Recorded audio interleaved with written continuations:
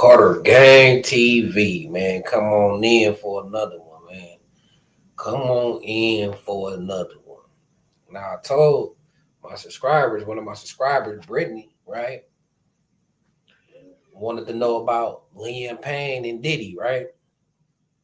Here we go, right? It wasn't hard to find, right? Here we go. Y'all see the title. Diddy may now be linked to Liam Payne's suicide. Liam called him evil, right? Say Liam called him evil. So I'm gonna read this little, and this is my first time reading it. This is my first time reading it. I'm reading it with y'all. I seen this and went live immediately because y'all was asking, y'all was curious about Liam Payne and Diddy, right? So I'm gonna read y'all this article. Right, I'm gonna pull it up. Right, it say why Liam Payne called Sean Diddy Combs evil and said he feared him. Right, said he feared Diddy. So let's read the article real quick. You know, no five, right? No fat, all meat. Right. Sad news shocked the music industry on October 16th when the world learned that Liam Payne had died. The global superstar who shot to fame as a member of the group One Direction was found dead outside a hotel he was staying in Buenos Aires, Argentina, after falling from a third-floor balcony. He was 31. Payne has been in Argentina recently for his bandmate Neil Horan's concert. Reuters obtained a transcript of the call to the police, which noted that they were dispatched to the Casa Sur Hotel in the city of Palermo neighborhood for a report of an aggressive man believed to be under the effects of drugs and alcohol, right? On the call, emergency responders, the hotel manager explained, we have a guest who is intoxicated by drugs and alcohol. He's breaking the whole room. The manager also informed authorities that there was a balcony off Payne's room and said, we're literally afraid to do something that will put his life at risk. As fans everywhere mourned his passing, a video of some comments the singer made about Sean Diddy Combs has resurfaced and are getting a lot of attention now. All right. So let's see what they said, right? Here's why Payne called the Bad Boy Records founder evil. Right. Now look, it say Liam Payne remembered disturbing encounter with Diddy. Back in 2017, Payne spoke on two different occasions about his encounter with Diddy. When he was a guest on a British TV program, The Graham Norton Show, Payne recounted how he was at a star-studded party where he saw Jay-Z, Leonardo DiCaprio, and Diddy all standing next to each other, so he decided to walk over and introduce himself. Payne told Norton in the audience that the encounter was uncomfortable because of the way Diddy acted. He recalled shaking the Come Home's rapper hand and was met with a long and bizarre chuckle from Diddy that lasted for a while. Right? Let me go up some more. Let me go down. Let me see. All right.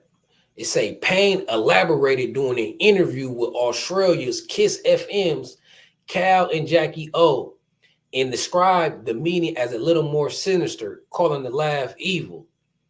I went over to speak to him and Jay-Z, and as I shook his hand, the most evil laugh I ever heard, Payne revealed. So I'm a little bit fearful of that man. Now, I'm reading this with y'all. I hope it's more than P. Diddy laughed a certain way. You feel me? So forgive me. I don't know how juicy this was. I do live reacts. I bring it to y'all live raw. This is not scripted. This is not edited. When I get the news to my table, and if I feel like y'all might be interested in it, I just bring it out and read it with y'all from the top to bottom, right?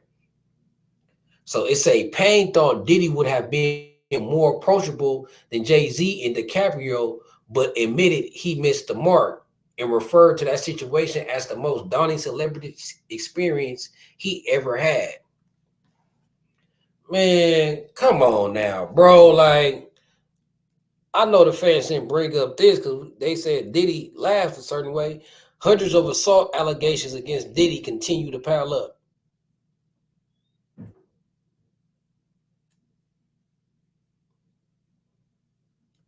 Is that it? Hold on. Man, that's it. That's weird. That was a waste of time. Let me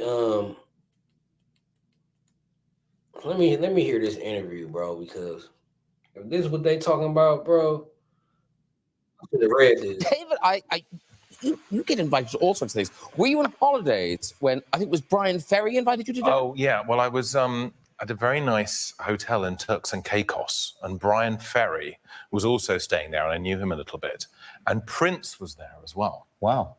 This was a few years ago, and Prince is dead. Yeah, you can see the funny side.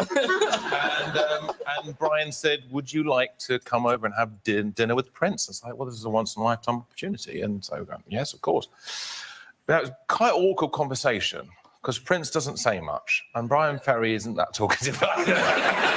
So we sort of sat there, nothing much to say, and Prince doesn't ask any questions. He doesn't go, "What do you do?" or "You're my favourite judge on Britain's Got Talent," or anything like that. And there's a magazine there with a picture of Florence and the Machine. I say, "Oh, just trying to make conversation." You go, "Florence and the Machine," and they both go, "No, I don't know her." I said, "Oh, she just did that brilliant cover of that dance song." And they went, "Well, which dance song?" That one, "You Got the Love." And they went, "Prince, I don't know the song." It's like, that song, "You got the love I need to see you through. Sometimes I feel like I'm singing to Prince and Brian Ferry. The most embarrassing moment of my life. And they're just looking at me blankly like I'm mad, like I've made up this song. It was horrible. And when Prince left, it was that amazing sense of relief. You know, someone really famous, and you just desperately want it to end. You want to sort of say that you've met them, but you want it to be over. That was horrible. But I mean, I had that with P. Diddy. I went over to say hello to P. Diddy, and Jay-Z was there, and Leonardo DiCaprio was sat at the all right, I think you've dropped enough names. Okay, I think people thought Prince and Brian Ferry was good. We don't need to hear about other enough names. Okay. Leonardo DiCaprio was sat at the all right, I think you've dropped Leonardo DiCaprio was sat at the all right, I think you've dropped enough names. Okay. I think people thought Prince and Brian Ferry was good. We don't need to hear about other people who are in the room. Just stick on the people the story's about. So I went over and I was trying to think who's the easy target in this scenario, who's the one that you go to say the hello, and I'm thinking, I saw him in Get Him to the Greek, I'm going to go over there and say hello to P. Diddy. So I went out to shake his hand, and I shook his hand, and I was, "Oh, nice to meet you," and he's going, with the longest handshake ever. And I'm like, sat there just looking in P. Diddy's eyes like, when is this going to end? And then the worst of it happened. There was a whole thing with Jay-Z, and I went to lean in to speak to him. But you can't lean in to speak to Jay-Z. You're not allowed to lean in. And his bodyguard just like shoved me like this, and I went flying across the room. And I was like, right, I'm just going to go and sit over here with Eddie Golden. Thank you, that's enough. Very awkward moment. That is weird that people kind of live like that. It's so strange. I have to say. Oh, see, that seemed more like sarcasm to me. Right? That seemed like sarcasm. You know what I'm saying? See, we got to be careful. Should have did more homework on this. He just said P. Diddy had a evil laugh, right? I'm going to be back with y'all with another live, man. All right, making for this BS one. You know what I'm saying? Should have did my homework. They put out anything. You know what I'm saying? Now Diddy has something to do with this dude because he said Diddy had an evil laugh. Man, this Carter gang, I'm out, man. I'll be back with another one. Don't even tread, Carter gang.